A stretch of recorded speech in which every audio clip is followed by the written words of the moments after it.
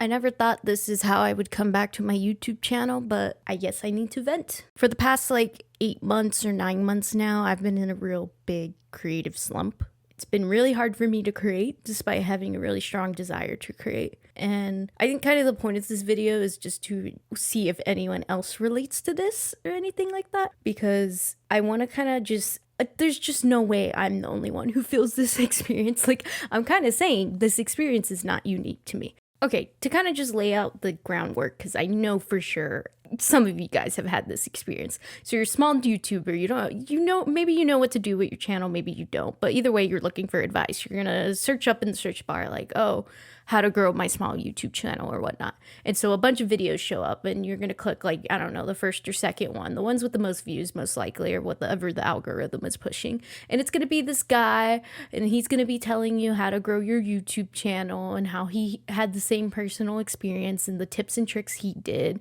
And then once you're at the end of the video, he's gonna guide you to another video, because apparently the video that he had did not cover all the advice. Okay, you click the other video, it's still kind of the same thing. There's like talking about maybe settings you need to change or something like that. Or maybe they're just giving you advice of like how to create content.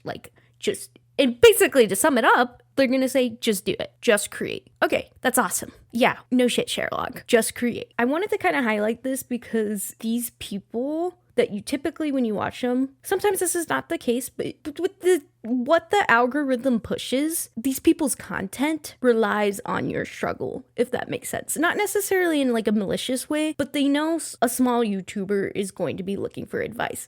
Like, you can just look at their channel and they have millions of videos, or like dozens of videos just talking about how to grow your small YouTube channel. Here's the advice. Here's what you need to do. And if you're not doing this, this is why your channel's dying. This is why you'll never succeed. And like the comments are civil, they're positive. It kind of gives you a little bit of hope, because like these people truly believe what this person is telling them. And to some extent, they are right, but also they're kind of not. And like, let me kind of break that down for you. So when it comes to being a small YouTuber, it does matter what your content is going to be. For example, my content usually has to do with like fandom stuff, like talking about media. It's not entirely centralized. It's not like I focus on one particular media or anything. I kind of just talk about whatever I want to talk about. I kind of still have yet to find my niche, I'll be honest. And that is kind of a core important thing when it comes to being a YouTuber, that you do have to find your niche, you have to find your audience. But I'm still small enough where I don't really need to do that. I can still experiment when I want to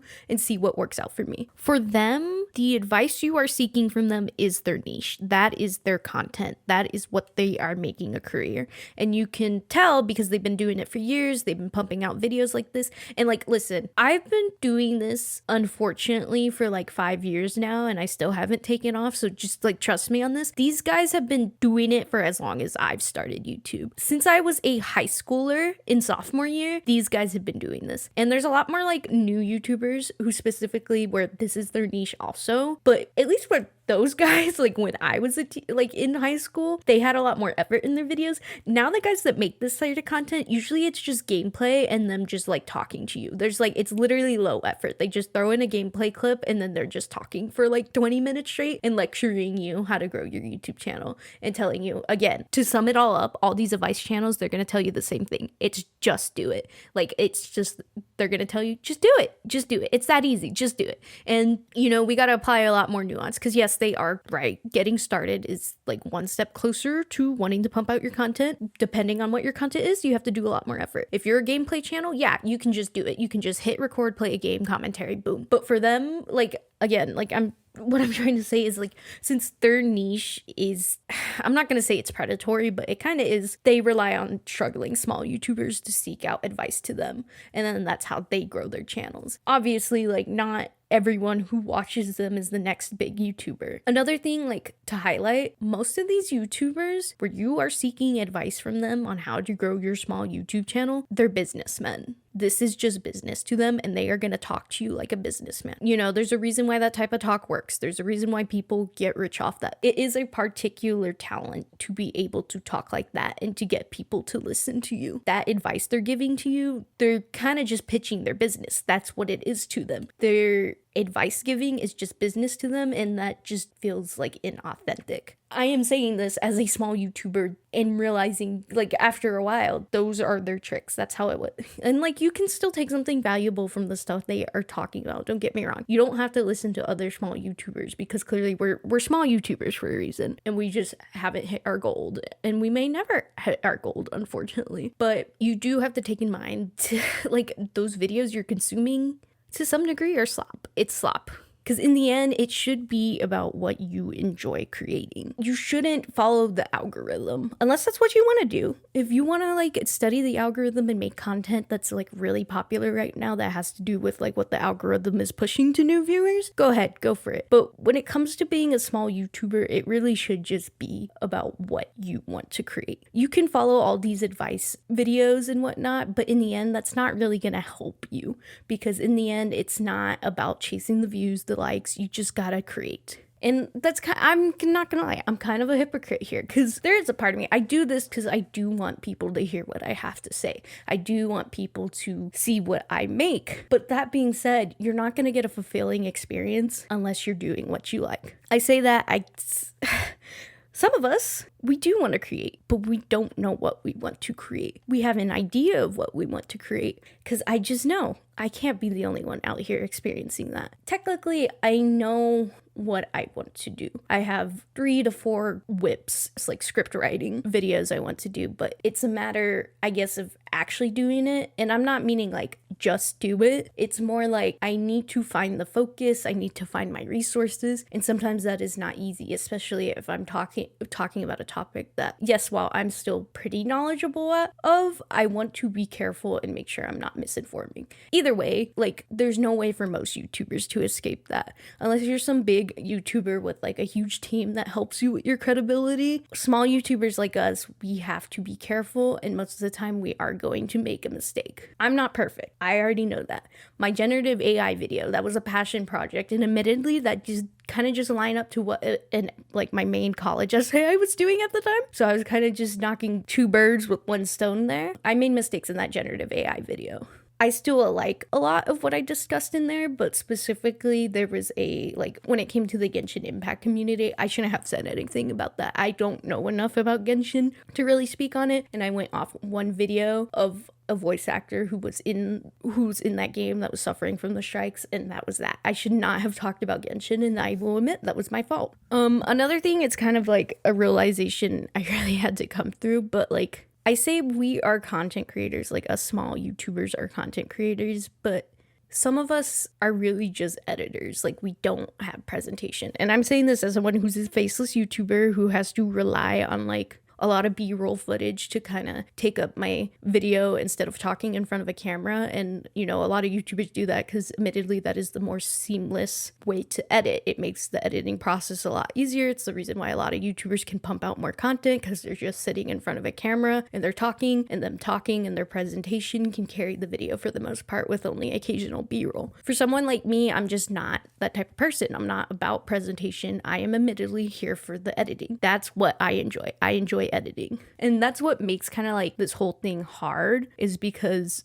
well, I'm in it to form a community and, you know, get recognized for my work and like for people to appreciate my content and the effort I put into it. Being in the sphere is also coming to like the realization that I just want to edit. I don't really want to present myself. And that was a hard like realization to come to. But it also explains like, this is why I struggle, is because I cannot come up with ideas as naturally as other people. And admittedly, I am someone who struggles to just talk on the whim. This is like one of the first times I've ever done like an unscripted thing. I've always had a script to follow because I'm just not someone who talks naturally. I need a script to follow because I'm just not comfortable with the way I like articulate things. I think I'm very weak at making points, and you can probably tell on this video too that is admittedly something I just like editing, and I want to build my profile for editing, but that can be hard when I'm not, you know, I don't have things to edit. There's only so much I can do. Like, I can make like you know, those Instagram or TikTok edits, like AMVs or whatever, or lyric videos, but in the end, that's not going to be like fully how I practice. And for me, I can't just grab a bunch of shit and then practice editing, basically. Like, I need something to follow, something cohesive, and I can't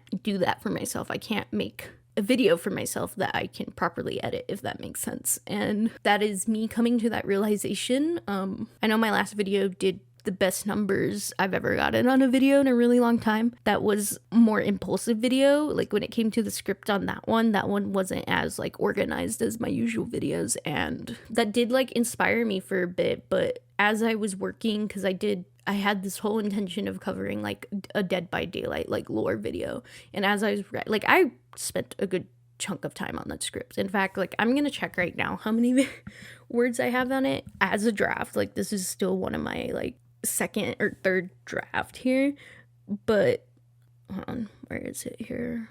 19k words.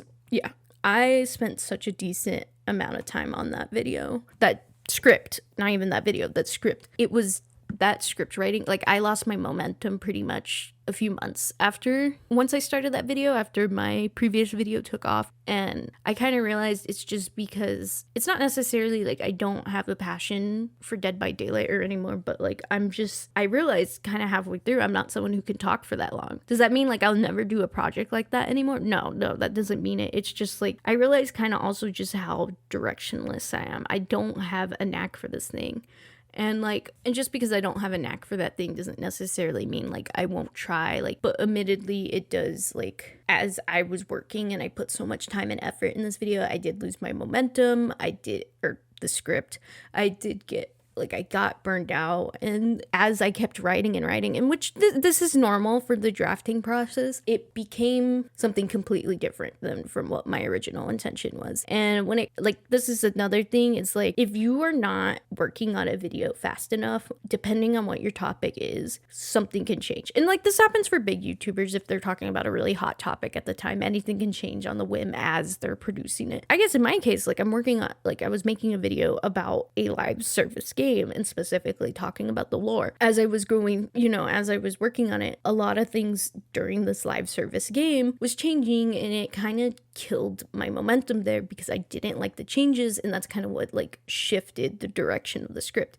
It didn't become about discussing the lore, but rather like the writing tactics of Dead by Daylight and whatnot, and like how I kind of just think that's one of its more weaker points, which is fine. Like sometimes that's just the drafting process, but like similar to me, it can kind of steer a YouTuber away from, like I said, it kills the momentum, and that can sometimes lead to a lack of motivation because you originally had this one idea and now you're on this next idea, and now you're kind of intimidated because anything can change, but because you were talking about this particular idea and now this big change that happened in real time kind of killed your passion for this thing you had spent so much time and work on. And that's kind of what happened. Like eventually that script will probably see the light of the day. It's just because of the way the current environment is, it just killed my momentum. Okay, I got a little off topic there, but at least that hopefully provides some like perspective of like my thought process and what's been going on lately. Hopefully that just like provides context for my absence. Just because, I'm not actively uploading doesn't mean that it's not on my mind, because like I said, I do have a passion for YouTube. Even though like I'm coming to this realization that I mainly just want to be an editor, I still want to manage this YouTube channel. I guess to kind of just wrap this up real quick, because I have kind of overextended my stay here. When you're looking for YouTube advice, like this is just me as a small YouTuber talking to other people who have an interest in doing this, who either have started and been doing it for a while or haven't and just want to get started. Like those bigger YouTubers are right. You should create, but you should also be patient with yourself. It is okay to figure things out. It is okay to fail. It's okay to upload low effort videos. It's okay to upload high effort videos. Just create, because the way the content sphere is right now, you are competing with AI slop, and that fucking sucks. That really does. But just know, no matter what you put out there, it's always going to be significantly better than the AI slop that is out there that gets millions of views, because at least it came from a human, it came from you, and you were passionate about it. You could be fucking shitting in a toilet at this point, and I don't care. It's still better than AI slop.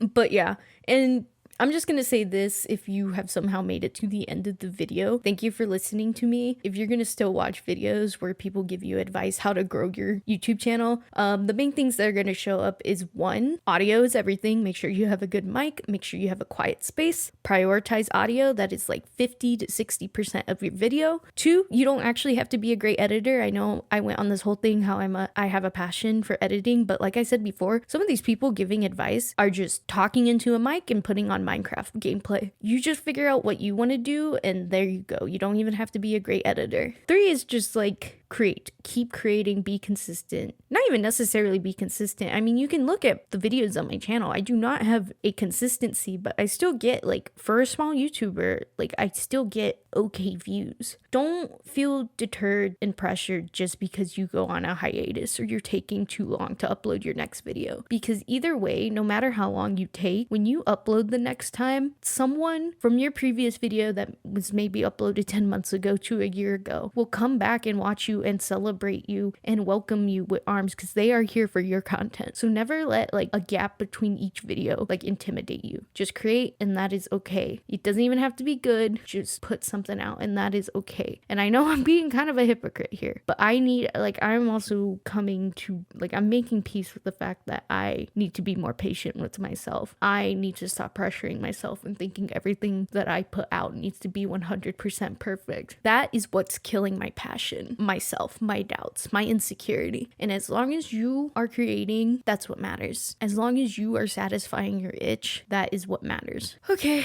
I'm gonna get off my high horse now, and thank you again for listening. Until then, eat strange.